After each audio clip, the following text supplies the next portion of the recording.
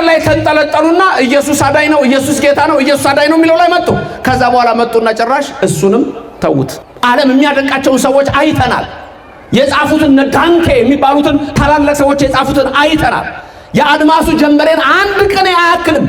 ስትጸልዩ አቡየ ዘበሰማያት በሉ አልተባለ። ኢየሱስ ማን ነው ስትሉት ጉግል ሆም ይመልስ የነበረው ምንድነው?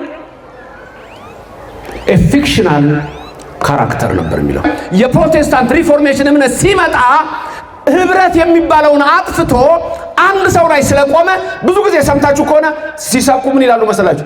ኢየሱስን እንደ ግል አዳኛ አድርገህ ውሰድ የሚሉ ሰምታችኋል። አፍሪካን ባሪያ ማድረግ ብቻ ሳይሆን ሄዶ የአውሮፓን ባህል አፍሪካ ላይ መጫን፣ ብዙዎች የሚያደርጉትን የማያውቁ ትውልዶች መጥተዋል። there is no god there is no god there is no god ነው ጽሁፉ። እግዚአብሔር የለም፣ እግዚአብሔር የለም፣ እግዚአብሔር የለም። የኢትዮጵያ እምነት ከሌላው ዓለም ይለያል። ኢንዲቪጁዋሊዝም አይደለም የኢትዮጵያ ቤተክርስቲያን። አንድ ሰው ስጦታ ሲሰጣችሁ በእንግሊዘኛ ምን እንደምትሉት ቴንክ ዩ። እግዚአብሔር የለም እዚህ ውስጥ። የጌታ ዓመት ወይም ዓመተ ምሕረት የሚለው ወደ ምን ተቀይሯል? ሲኢ ወደሚል ቀይረው። ማተር አልተፈጠረም አይጠፋም ስትሉ ነበር እንዴ? ኔቨር ክሬትድ ኔቨር ዲስትሮይድ ምናምን አይደለም የምትሉት ትምህርት ቤት። ሳይንስ ማለት ሶስት ነገሮች ላይ የተመሰረተ ነው። መጽሐፍ ቅዱስ በአንድ ሰው አልተጻፈም። እንደ ሌሎች የእምነት መጽሐፎች መጽሐፍ ቅዱስ በአንድ ሰው አልተጻፈም። እግዚአብሔር መኖሩን በምን እናውቃለን? ዳዊት ወደ ላይ በወጣ አንተ በዚያ ነህ፣ ወደ ታችም በወርድ አንተ በዚያ ነህ፣ የታላቁን ንስር ክንፎች ቢሰጡኝ ወደ ግራም ወደ ቀኝም ብሄድ አንተ በዚያ ነህ ይላል።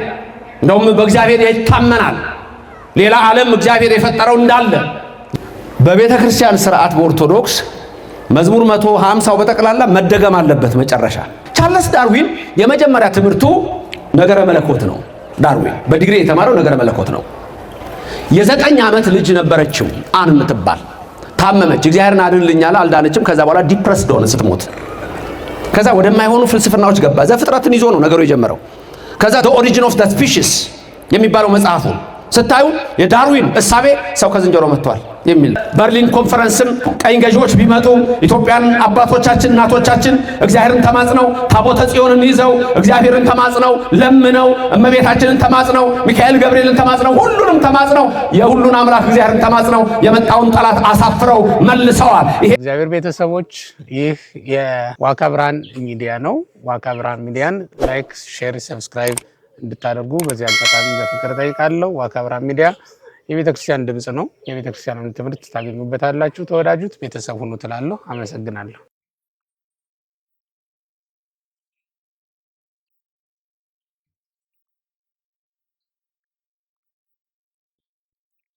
በስመ አብ ወወልድ ወመንፈስ ቅዱስ አሃዱ አምላክ አሜን። በዚህ ያላችሁ ምዕመናን አባቶቼ፣ እናቶቼ፣ ወንድሞቼና እህቶቼ እግዚአብሔር አምላክ የሚወዳችሁ ሕፃናት ጭምር ሰላም እግዚአብሔር ከሁላችን ጋር ይሁን። የአብ ጸጋ የወልድ ቸርነት የመንፈስ ቅዱስ ኅብረት አንድነት የቅድስተ ቅዱሳን ምልዕተ ክብር ምልዕተ ውዳሴ መዝገበ ጸሎት አቁራሪተ መዓት ሰዓሊተ ምሕረት ምዕራገ ጸሎት እማምላክ ወላዲተ አምላክ አማላጅነቷ በሁላችን አድሮ ይኖርልን። የመላእክት ጥበቃ የነቢያት የሐዋርያት የጻድቃን የሰማዕታት የደጋግ አባቶቻችን የደጋግ እናቶቻችን በረከታቸው በሁላችን ይሁን። ሰማይን ያለ ምሰሶ ከነግሱ የዘረጋ ምድርንም በውሃ ላይ ያለ ካስማ ከነ ልብሱ ያጸና ደመናን ያለ ድምፅ የሚመራው አየርን ሳይታይ የሚያስጉዘው ሁሉን የሚችል የሰራዊት ጌታ እግዚአብሔር የጌቶች ጌታ የነገስታት ንጉሥ የአማልክት አምላክ የኃያላን ኃያል የክቡራን ክቡር የልዑላን ልዑል እርሱ እግዚአብሔር ከዘላለም እስከ ዘላለም በልብ መታሰቡ በቃል መነገሩ ከፍ ከፍ ይበል። ስለ ሀልወተ እግዚአብሔር በእኛና በሌላው ዓለም ስላለው ትንሽ ነገር ብቻ ለማስታወስ እሞክራለሁ። ስለ ሀልወተ እግዚአብሔር ልበ አምላክ ዳዊት በረከቱ ይደርብንና እንዲህ ይላል በመዝሙር 138 ቁጥር 8 ላይ ወደ ሰማይ በወጣ አንተ በዚያ ነህ፣ ወደ ሲኦልም በወርድ በዚያ አለህ ይላል። እግዚአብሔር የሌለበት ስፍራ የለም። አምላካችን እግዚአብሔር ብቻ እኔ ፈጣሪ ነኝ ብሎ ፈጥሮ ያሳየ፣ ፈጥሮ የሚገዛ፣ ፈጥሮ የሚመግብ እሱ ብቻ ነው። ሌላ አንድም ኃይል የለም። አንድ የዋሸ ቢኖር ዲያብሎስ ነው። ወደ ላይ ቢወጣ ቢያይ ማንም የለ፣ ወደ ታች ቢወርድ ሁሉ ከሱ በታች ናቸው። እኔ ፈጠርኳቸው አለ። ከታች ያሉት በቦታ አቀማመጥ ከሆነ ከበታቻችን ያሉትን እኛ አልፈጠርም። ስለዚህ አንተ አልፈጠርከንም አሉ። አንዳንዶች ፈጥሮን ይሆን ወይስ ፈጥሮን አይሆን እያሉ ተከራከሩ። እነዚህም በአንድ ላይ ወድቀዋል። የኢትዮጵያ እምነት ከሌላው ዓለም ይለያል።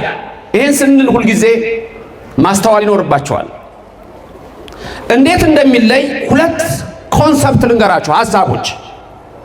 በአብዛኛው ወጣቶች አላችሁ፣ ምሁራን አላችሁ። እነዚህ ሁለት ሐሳቦች ስሙ። አንዱ ሐሳብ በፊሎሶፊካል ሪሊጂየስ ቶት በሚባለው ምን ይባላል? አንትሮፖሴንትሪክ ይባላል። ቲዮሪ ነው። አንትሮፖሴንትሪሲዝም ይባላል። ሁለተኛው ደግሞ ቲዮሴንትሪሲዝም ይባላል። ምን ማለት ነው? አንትሮፖሴንትሪሲዝም ማለት አንትሮፖሴንትሪክ ማለት በግሪኩ አንትሮፖስ ማለት ሰብ ማለት ነው። በግዕዙ ሰብ የምንለው ሰው ማለት ነው። አንትሮፖስ ማለት ሰው ማለት ነው። አንትሮፖሴንትሪክ ስንል በሰው ላይ የተመሰረተ ማለት ነው። በማን ላይ የተመሰረተ? በምን ላይ? በሰው ላይ። ቲዮሴንትሪሲዝም የሚለው ደግሞ ኮንሰፕት ቴዎስ ማለት እግዚአብሔር ማለት ነው። ስለዚህ ቲዮሴንትሪሲዝም ማለት በማን ላይ የተመሰረተ ማለት ነው? በእግዚአብሔር ላይ የተመሰረተ። አሁን ሁለት ኮንሰፕት ነግሬያቸዋለሁ፣ አንትሮፖሴንትሪክ እና ቲዮሴንትሪክ። አንትሮፖሴንትሪክ ማለት ማን ሴንተርድ ማለት ነው በእንግሊዝኛው፣ ሰው ላይ የተመሰረተ። ቲዮሴንትሪክ ማለት ደግሞ ጋድ ሴንተርድ ማለት ነው፣ እግዚአብሔር ላይ የተመሰረተ። ይሄንን በምሳሌ ልንገራችሁ። እንደምን አደራችሁ? እንዴት ዋላችሁ? እንዴት አመሻችሁ? አይ ለአባባሉ ሁሉ አልመሸም ገና ማይመስገን ያላችሁት። እሺ ብዙዎቻችሁ እስቲ ኮሌጅ ያላችሁ የተማራችሁ፣ ሃይ ስኩል ያላችሁ እስቲ ምልክት ስጡኝ። እስቲ የተማራችሁ ኮሌጅ የተማራችሁ ሃይ ስኩል የተማራችሁ አላችሁ አይደል? ጥሩ። እሺ አሁን እንዴት አደራችሁ ላችሁ የመለሳችሁልኝ ምንድን ነው? እግዚአብሔር ይመስገን። ጉድ ሞርኒንግ። መልሱ ምንድን ነው? በእንግሊዘኛ ጉድ ሞርኒንግ ነው አይደል? ጉድ ሞርኒንግ ንገሩኝ መልሱ።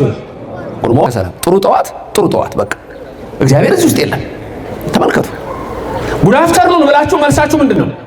ጉድ አፍተርኑን ይብላችሁ። የውጭው ዓለም ባህሉ፣ እምነቱ፣ ስርዓቱ ሰው ላይ ነው የተመሰረተው። የኢትዮጵያ ቤተክርስቲያን የተመሰረተችው በእግዚአብሔር ላይ ስለሆነ እያንዳንዱ ባህልና ስርዓታችሁ ሁሉ እግዚአብሔርን የሚያመሰግን ነው። ክብርና ምስጋና ለዘላለም ለስሙ ይድረሰው። እግዚአብሔር የተመሰገነ ይሁን። መልካም። አንድ ሰው ስጦታ ሲያደርግላችሁ፣ በእኛ ስጦታ ሲያደርግላችሁ ሲሰጣችሁ መልሳችሁ ምንድን ነው? እግዚአብሔር ይስጥልኝ። ማይስጥልኝ እግዚአብሔር ይስጥልኝ። ሰውየው ደግሞ ምን ይላል? ያ ሰው ብቻውን ነው እንዴ? ምን ይላል? አብሮ የሚለው ቃል ራሱ ትልቅ ልዩነት አለው በእኛና በአውሮፓውያን። የተሐድሶ እንቅስቃሴ ሲጀምር አንድ ሰው ላይ ነው የተመሰረተው። ድንገት አንዳንዶች ስለ ኢሮፒያን ሬኔሳንስ ስለ ኢንላይትመንት ቲንኪንግ የምታውቁ ሰዎች በተለይ የአውሮፓ ዓለም በሰው ላይ እንዴት እንደተመሰረተ ስታዩ የፕሮቴስታንት ሪፎርሜሽን እምነት ሲመጣ ህብረት የሚባለውን አጥፍቶ አንድ ሰው ላይ ስለቆመ ብዙ ጊዜ ሰምታችሁ ከሆነ ሲሰብኩ ምን ይላሉ መሰላችሁ? ኢየሱስን እንደ ግል አዳኛ አድርገህ ውሰድ የሚሉ ሰምታችኋል። ኢንዲቪጁዋሊዝም ነው ይሄ። ስትጸልዩ አቡየ ዘበሰማያት በሉ አልተባልንም። ምን በሉ ነው የተባልነው? አቡነ ዘበሰማያት፣ አባታችን ሆይ። አባቴ ሆይ አርገ ምናችን ሆይ ንገሩኛ፣ ምናችን ሆይ። እግዚአብሔር ሁላችንን በአንድነት ይባርከን ይቀድሰን። ስለዚህ ተመልከቱ፣ ኢንዲቪጁዋሊዝም አይደለም የኢትዮጵያ ቤተክርስቲያን። ይሄ ነው መሰረታዊ ልዩነታችን። ቅድም ሰው ስጦታ ሲሰጥ ምንድነው ያልነው? ሲሰጣችሁ ምን ትሉታላችሁ? እግዚአብሔር ይስጥልኝ። በእንግሊዘኛው ከሆነስ መልሳችሁ ምንድነው? ቴንክ ዩ አይደለም? ዩ የሚለው ሰው ላይ ነው የተመሰረተው። አሁን በ1884 84 በኢሮፒያን አቆጣጠር ጀርመኒ ላይ በርሊን ላይ የአውሮፓ ሀያላን አገሮች ስብሰባ አደረጉ። ስብሰባው ምንድነው? አፍሪካን ባሪያ ማድረግ ነው። አፍሪካን ባሪያ ማድረግ ብቻ ሳይሆን ሄዶ የአውሮፓን ባህል አፍሪካ ላይ መጫን። ኢትዮጵያ ከዚህ ነፃ ነች። እግዚአብሔርም ረድቶን በባርነት ወደ ኒው ወርልድ ከኢትዮጵያ ሄደ የለም። በበርሊን ኮንፈረንስም ቀኝ ገዢዎች ቢመጡ ኢትዮጵያን አባቶቻችን እናቶቻችን እግዚአብሔርን ተማጽነው ታቦተ ጽዮንን ይዘው እግዚአብሔርን ተማጽነው ለምነው እመቤታችንን ተማጽነው ሚካኤል ገብርኤልን ተማጽነው ሁሉንም ተማጽነው የሁሉን አምላክ እግዚአብሔርን ተማጽነው የመጣውን ጠላት አሳፍረው መልሰዋል። ይሄም በእምነታችን ጽናት የሆነ ነውና አምላካችን እግዚአብሔር ለዘላለም ስሙ የተመሰገነ ይሁንልን። ወደ ሌላ አፍሪካ ብትሄዱ ግን ቋንቋው ጠፍቷል፣ ባህሉ ጠፍቷል፣ ፊደል የለውም። ስለዚህ አሁን ግን የመጣብን በዘዴ በሲስተም ነው። ስለዚህ አንድ ሰው ስጦታ ሲሰጣችሁ በእንግሊዘኛም እንደምትሉት ቴንክ ዩ። እግዚአብሔር የለም እዚህ ውስጥ። በጣም የሚያሳዝን አንድ ነገር ልንገራችሁ። ያው የሚያሳዝን ልበለው። ጽሁፍ ላይ ድሮ የምታገኙት ቢሲ እና ኤዲ የሚል ነበረ። ወጣቶች ታውቃላችሁ። ቢሲ እንግዲህ ዓመተ ምህረት ይጻፍና እኛ ጽፈን ለምሳሌ ዓመተ ምህረቱን አም ብለን ዓመተ ምህረት ብለን ላስቀምጥ እንችላለን። ምክንያቱም በእኛ 3 አይነት አከፋፈል አለው። አንደኛው ዓመተ ዓለም ነው። ዓመተ ዓለም የሚባለው ዓለም ከተፈጠረ ጀምሮ እስከ ምጽአት የሚኖረው ነው። ሁለተኛው ዓመተ ፍዳ ነው። ዓመተ ፍዳ ወዓመተ ኩነኔ እሱ የብሉይ ዘመን ነው። እሱን ደግሞ ሌላ ዘመን ነው። ከዛ ቀጥሎ 3ኛው ዘመን አሁን ያለንበት ዘመን ነው። እሱም ዓመተ ምህረት ይባላል። አምላካችን ክርስቶስ ከተወለደ በኋላ የመጣው ነው። ይሄ ዘመን ሲከፈል በውጭው ዓለም በፊት ቢሲ እና ኤዲ ይል ነበር። ኤዲ የሚለው ዓመተ ምህረት የሚለው በላቲን ነው። አሚኖ ዶሚኖ የሚል የላቲን ቃል አለው። the year of the lord ማለት ነው።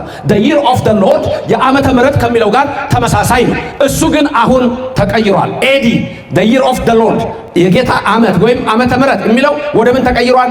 ሲኢ ወደሚል ቀይረውታል። ይሄ በቅርብ የመጡ ናቸው።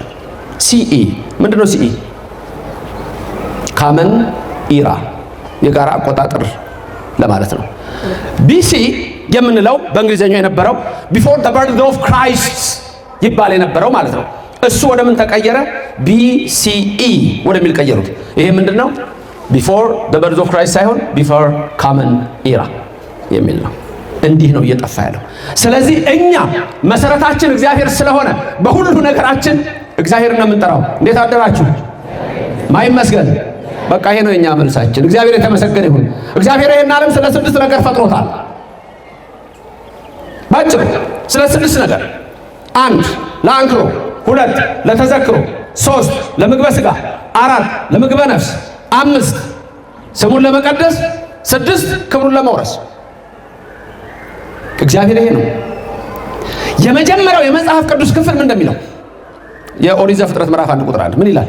የመጀመሪያው የመጽሐፍ ቅዱስ ክፍል መዘምራን ምን የሚል ነው?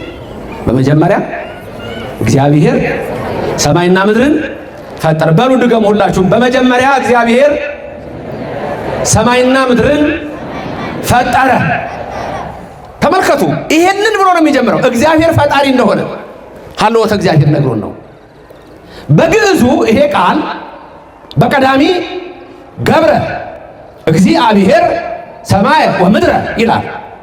ተመልከቱ፣ በመጀመሪያ እግዚአብሔር ሰማይና ምድርን ፈጠረ። በእንግሊዘኛው ይሄ ቃል እንዲህ ይላል in the beginning God created the heavens and the earth ይላል። አሁን ልብ በሉ፣ በመጀመሪያ በቀዳሚ በመጀመሪያ in the beginning ገብረ እግዚአብሔር ሰማይ ወምድረ፣ እግዚአብሔር ሰማይና ምድርን ፈጠረ። ገብረ ሰራ፣ ፈጠረ። ይሄ የመጀመሪያው መጽሐፍ ቅዱስ ክፍል ነው። ሳይንስ ዋናው መሰረቱ ምን ላይ ነው? የ11ኛ ክፍል ተማሪ አለ እዚህ? የፊዚክስ ተማሪ ወይ የ9ኛ ክፍል ጀምሮ ምን ናቸው ዋና ሳይንስ ላይ? ስፔስ፣ ሌላስ? ስፔስ፣ ሌላ ምንድን ነው? ታይም የላችሁ? የፊዚክስ ተማሪዎች ስፔስ፣ ታይም፣ ማተር ሁሌ ስትሉ አልነበረም? ስትሸመድዱ ማተር አልተፈጠረም አይጠፋም ስትሉ አልነበር እንዴ? ኔቨር ክሬትድ ኔቨር ዲስትሮይድ ምናምን አይደለም ትምህርት ቤት። ሳይንስ ማለት 3 ነገሮች ላይ የተመሰረተ ነው። እነዚህም 3 ነገሮች ስፔስ፣ ታይም፣ ማተር ናቸው። ተመልከቱ። አንድ ሰው ምን አለ? አንቶኒዮ ፍሊው ይባላል። ትልቅ ፈላስፋ ነው፣ ውጭ ሀገር። እግዚአብሔር የለም ብሎ የጻፋቸው መጽሐፍ በጣም ብዙ ናቸው። በየዩኒቨርሲቲው መማሪያ ናቸው። ሌሎችም ብዙዎች አሉ እግዚአብሔር የለም እያሉ። እግዚአብሔር የለም። የመጨረሻው ላይ እግዚአብሔር እንደው ዕድሜ ሰጥቶት ሽማግሌ ሆኖ የጻፈው የመጨረሻው መጽሐፍ ምን ይላል? በፊት ይጽፍ የነበረው there is no God ነው ጽሑፉ። እግዚአብሔር የለም። የመጨረሻው መጽሐፉ ላይ ደግሞ there is no God ይልና ኖን ስርዝ ያደርገውና በቀይ ከላይ ይጽፍና there is a God ይላል። እግዚአብሔር የለም ሲል የነበረው ሰው እግዚአብሔር አለ ብሎ ጽፎ ሄዷል። ተመስገን ባለበት ይሄንን ማወቁ እግዚአብሔር የተመሰገነ ይሁን። ዋናው ነገር ግን ሳይንስ እስካሁን የሚያደርገው ጥናት፣ ምክንያቱም አንዳንድ ሰዎች ኤቲስት በቃ ዓለም የሰለጠነ ይመስላችኋል። እግዚአብሔር ሞኝ የሆነ የቤተ ክርስቲያን ነገር ሞኝ የሆነ ለስም አጠራሩ ክብር ምስጋና ይግባው። ኦርቶዶክስ ዝም ብላ አሮጌ ትመስላችኋለች፣ ምንም የሌላት ትመስላችኋለች። ሳይንስ ያለው እዚህ ነው። ቅድም ባለቅኔው ሲናገር ቅኔ ፊሎሶፊ ነው። የኛ ደግሞ ቅኔ ዜማ አለው። ተመልከቱ፣ ዜማ ቁጥር አለው። ሰምና ወርቅ አለው። ዝም ብሎ የሚነገር አይደለም። ዓለም የሚያደንቃቸውን ሰዎች አይተናል። የጻፉትን ዳንቴ የሚባሉትን ታላላቅ ሰዎች የጻፉትን አይተናል። የአድማሱ ጀንበሬን አንድ ቅኔ አያክልም። ልንገራችሁ፣ አንዷን ቅኔ አያክልም። ራስህን ወቅ፣ ራሳችንን እንወቅ፣ የተሰጠንን እንወቅ። ኢትዮጵያውያን ኦርቶዶክሳውያን ክርስቲያኖች በኢትዮጵያ እምነት ውስጥ በዚች ኦርቶዶክስ ተዋሕዶ እምነት ውስጥ ያለን ሰዎች ምን ያህል እምነታችን ከቀድሞ ተመልከቱ። ማይመስገን ክብር ምስጋና ይግባው ለዘላለም ስሙ የተመሰገነ ይሁንልን። በውጭው ዓለም እግዚአብሔር ይመስገን የለም። ደህና ዋልክ እንደውም ደህና ዋልክ ጥሩ ነው። ፎአልከ ምን አለበት? ከዛ ቀጥሎ ይሰባ እግዚአብሔር ይመጣል። በውጭው የለም። ጉድ ሞርኒንግ ሳይንስ ለፍቶ ዘፍጥረት ምዕራፍ 1 ቁጥር 1 ላይ ደረሰ። ድንገት መምህራንም እዚህ ካላችሁ ልብ ብላችሁ ስሙ።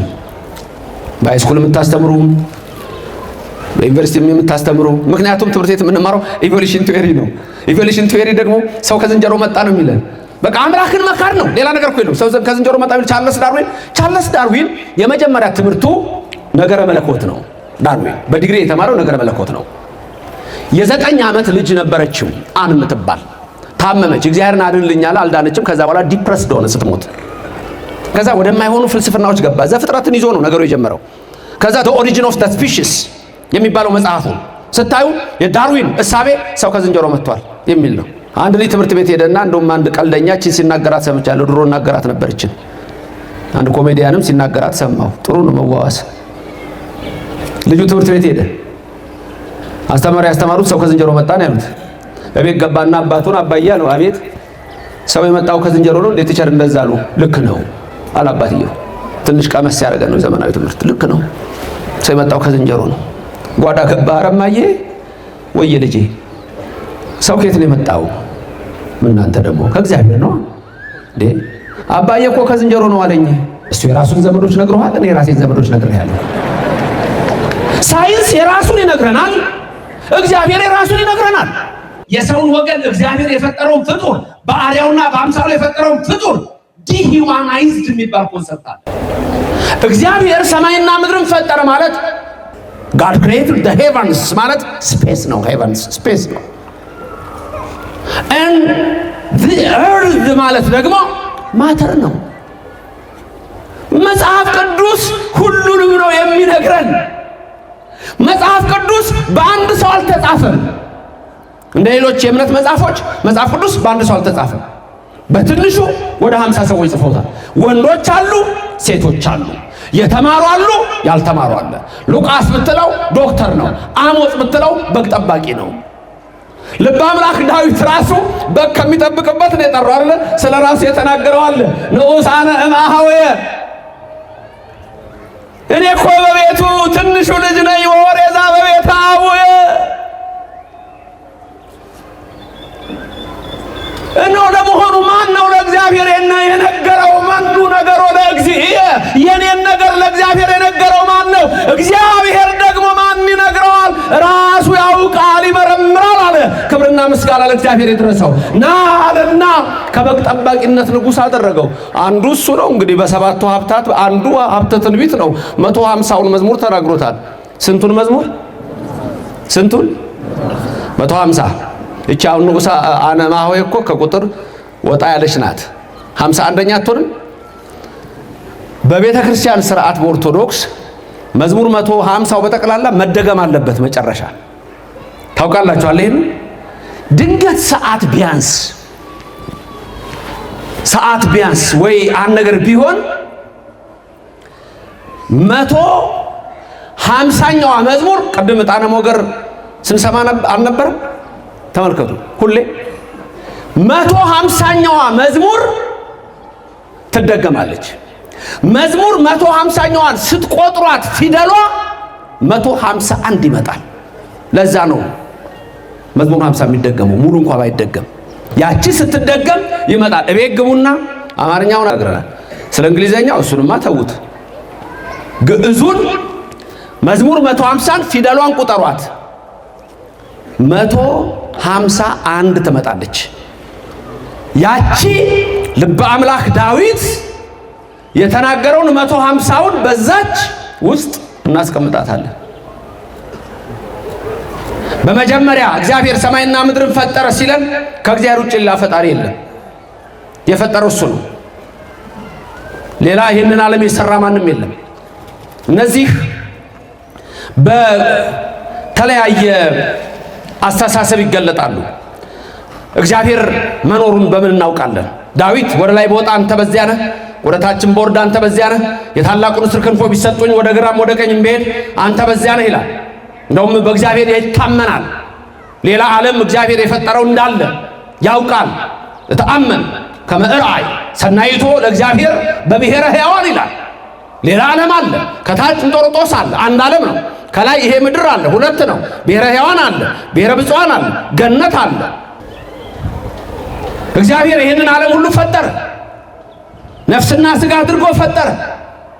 ሰባቱን ባህሪያት በውስጣችን አደረገ። ሰማይን ዘረጋ። በቀን ፀሐይን፣ በሌሊት ጨረቃና ከዋክብት እንዲፈነጥቁ አደረገ። ይህንን ያደረገ ማን ነው? እግዚአብሔር ስሙ የተመሰገነ ይሁንልን።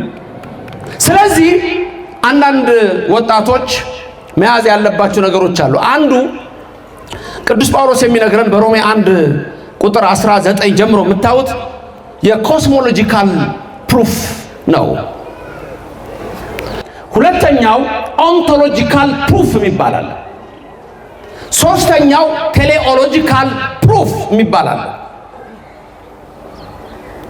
ሌላው ሞራል አርጊመንት የሚባለው ነው። ሕገ ልቡና ብለን ትናንት ያነሳል። እያንዳንዳችን ልብ ውስጥ ሕግ ተጽፏል።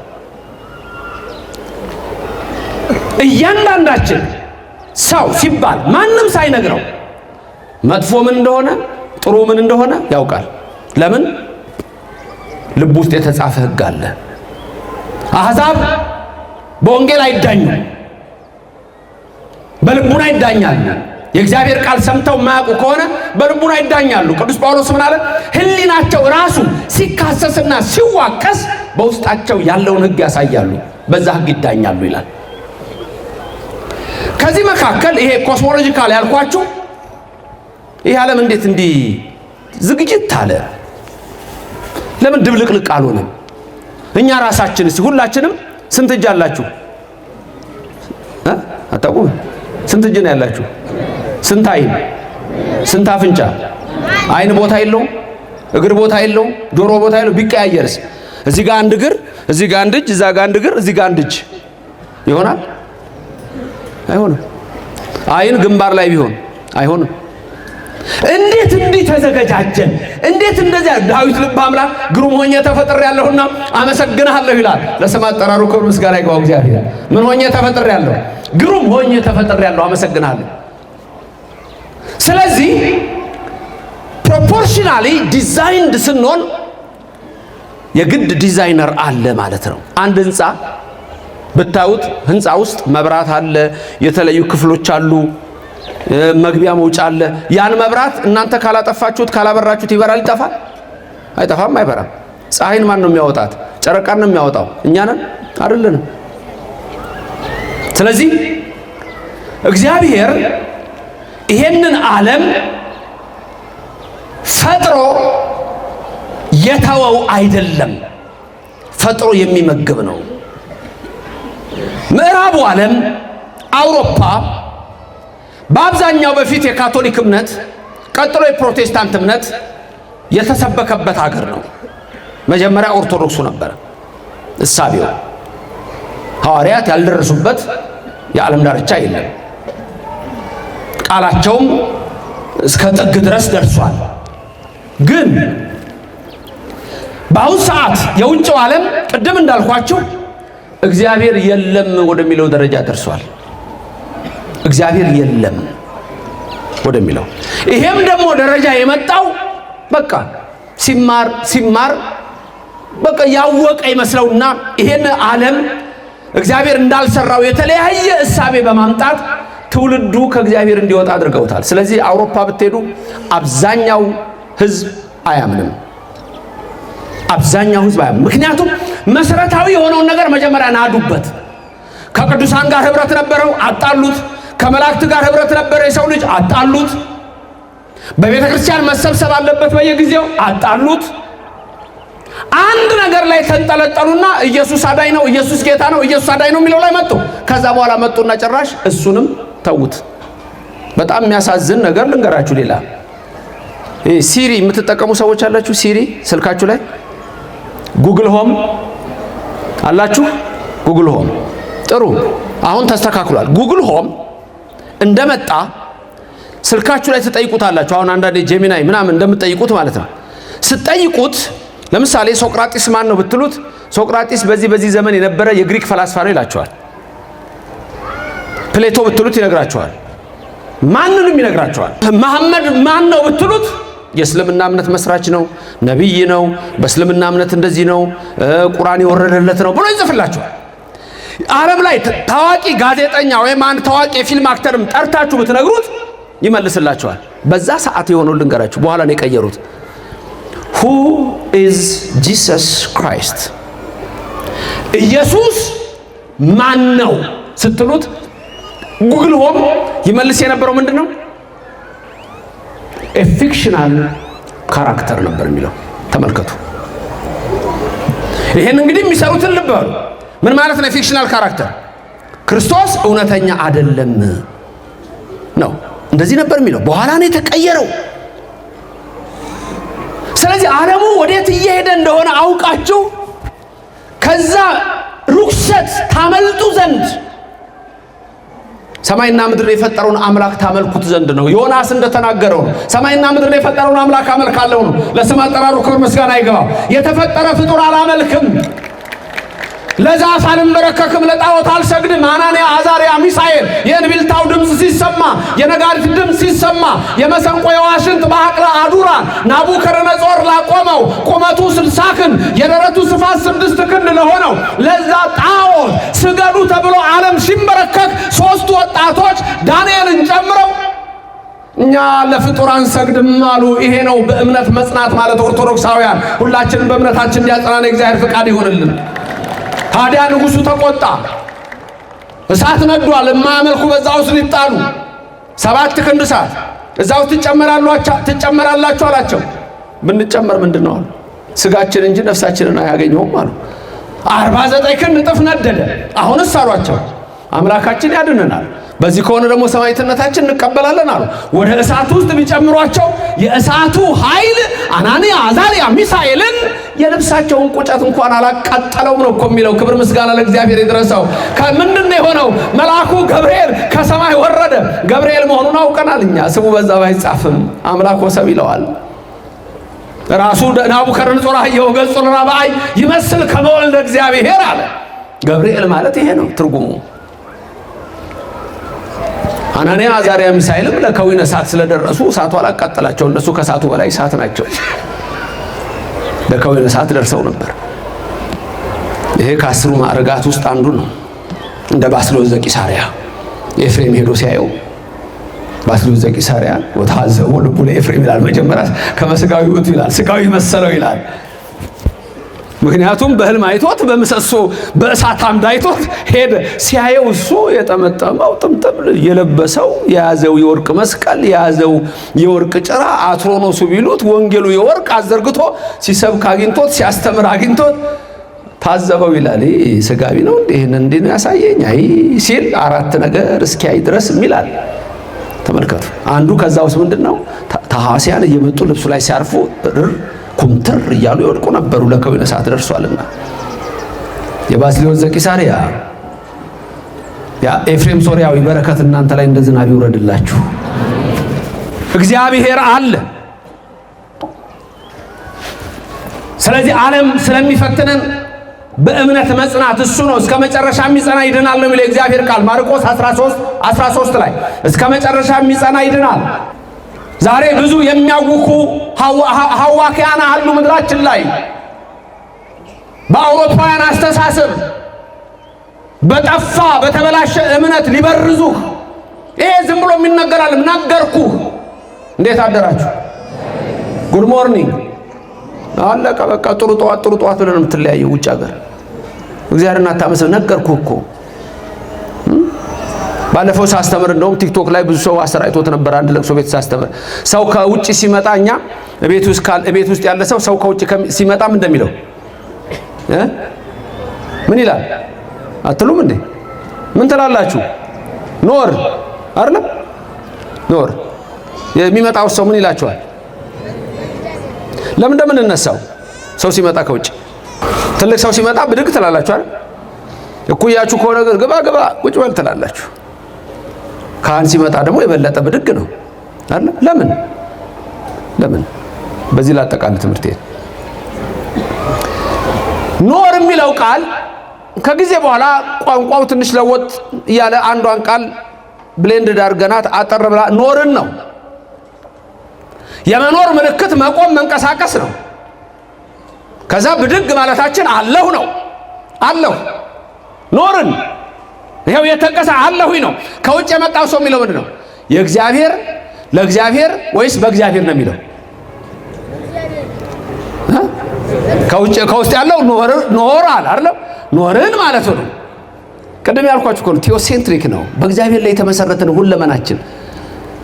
ኖር ሲል ያኛው በማን ነው የሚለው? በእግዚአብሔር ኖርን ነው። አብረን ነው የምንኖረው። አብረን ያኖረን በመንግስተ ሰማያትም አብረን ነው የምንኖረው። ክብርና ምስጋና ለሥላሴ ይሁን። እግዚአብሔር ይሄንን ዓለም አልተወውም። አውሮፓ ትቶታል።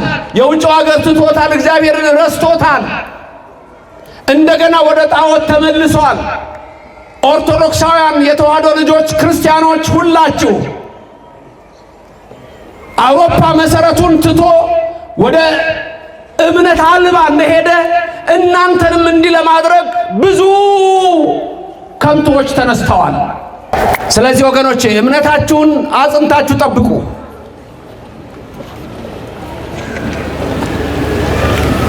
እግዚአብሔር የተነገረው በነቢያት ያናገረው ሁሉ ተፈጽሟል።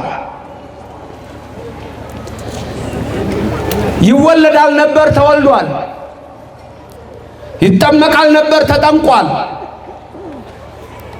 ይሰቀላል ነበር ተሰቅሏል። ይሞታል ነበር ሞቷል። ይነሳል ነበር ተነስቷል። የኔና የናንተ አምላክ ሞት አልያዘውም። ክብርና ምስጋና ለስሙ ይድረሰው። ብዙ ጊዜ የምናገረው ነገር አለ። በዚህ ዓለም ላይ ብዙ የእምነት መስራቾች አሉ። ስሙኝ፣ ብዙ የእምነት መስራቾች አሉ እዚህ ዓለም ላይ ሞተዋል፣ አልተነሱም። መቃብራቸው ከተገኘም አጥንታቸው በዛ አለ። የኔና የናንተ አምላክ የድንግል ልጅ አብ ልጅ እርሱ ወልድ ኢየሱስ ክርስቶስ ግን መግነዝ ፍቱልኝ፣ መቃብር ክፈቱልኝ ሳይል በተዘጋ መቃብር በታላቅ ኃይልና ግርማ ተነስቷል። እኛ የምናመልከው የተነሳውን ኃያል አምላክ እግዚአብሔር ነው። ስሙ ለዘላለም የተመሰገነ ይሁንልን። ኦርቶዶክሳውያን ስለዚህ ይህን እምነታችሁን እስከ መጨረሻ ጽንታችሁ ብትጠብቁ የክርስቶስ ተካፋዮች የመንግስቱ ወራሾች ትሆናላችሁ። እግዚአብሔር አለ። ዛሬ ፀሐይ ያወጣው እሱ ነው። እግዚአብሔር አለ። ቀንና ሌሊትን የሚያፈራርቀው እሱ ነው። የእግዚአብሔር አንድ መንገድ ብቻ ሰጥቶናል ለመዳን። በእሷ መንገድ ተጉዘን የመንግስተ ሰማያት ዜጎች ለመሆን እንጽና። አምላካችን እግዚአብሔር የሰማነውን በልቡናችን ያሳድርልን፣ ከክፉ ነገር ይሰውረን። ዓለሙ ትንሽ የተማረ ሲመስለው ከእግዚአብሔር ውጭ ነው። አንድ ብርጭቆ ውሃ መምጣት እንኳን አልቻለም እኮ። አንድ ብርጭቆ ውሃ ያመጣ ጀግና የለም እስከዛሬ። ሁሉ በማን ነው? በማን ነው?